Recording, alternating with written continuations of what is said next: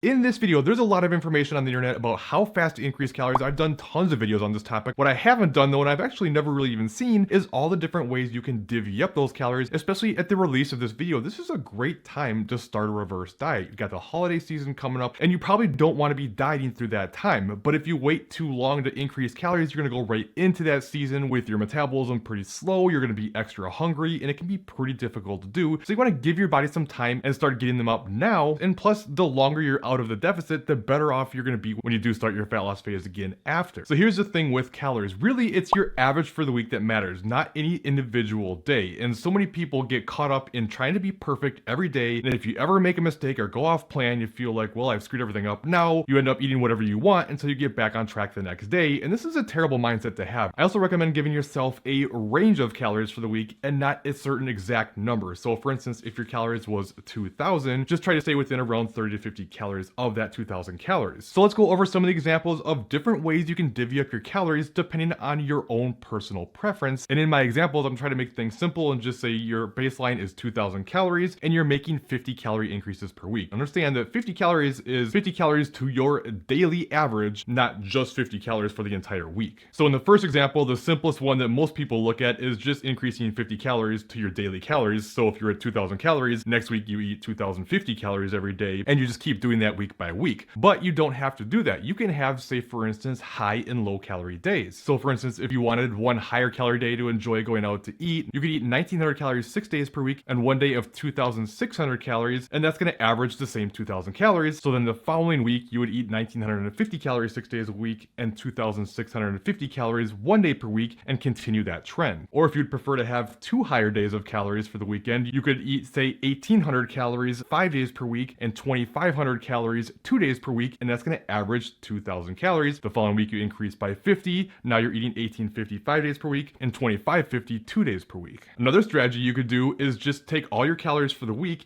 and just add it to one day. So if you're eating 2,000 calories every day, if you're increasing your calories by 50, that would be 350 total calories for the week. You could just take that 350 calories and add it to one single day, and you could do that week after week until all 7 days you're eating 2,350, and then you could continue that pattern. Now, while some people prefer to have things spelled out like that, some people do better with a little bit more freedom to do things the way they want, and you can just go up or down however you want, just get the average to work out. So this way, if you're more hungry one day, less hungry another day, you have an event coming up, you can bake up some calories, and as long as you're staying within that 30 to 50 calorie range by the end of the week, you're good. I don't really recommend huge swings to get there. Not that you necessarily can't do it, but especially if you struggle with the binge restrict mentality, it's usually a disaster to go way over and then try to make up for it significantly afterwards, and then it just feels like you're starving and you can't make it up, and it just tips you over to the point where you keep binging and you can't get out of this cycle. And if that is you, honestly, if you have a day where you go over, I still would just recommend getting back on track and going to your normal target and not try to make up for it. Because truly, to get over the binge restrict pattern, you do that by not restricting after you binge, not forcing yourself to not binge. Now, when it comes to macros, I'm personally more of a fan of just having a calorie target and a protein target. Interchange your carbs and fats however you want. Some people like more of a strict macro approach. If that's you, great, but you do want to make sure you're keeping your protein up. Protein is massively beneficial, but unlike with calories, I do recommend with protein, you keep it relatively similar day by day. The problem is you can only utilize so much protein in one sitting to maximize anabolism, so you still get some of the benefits like thermic effect of food and things like that, but as much as it's possible, try to keep your protein up each day. And if you have a day where you're way short and it feels like you can never make that up, don't stress about it.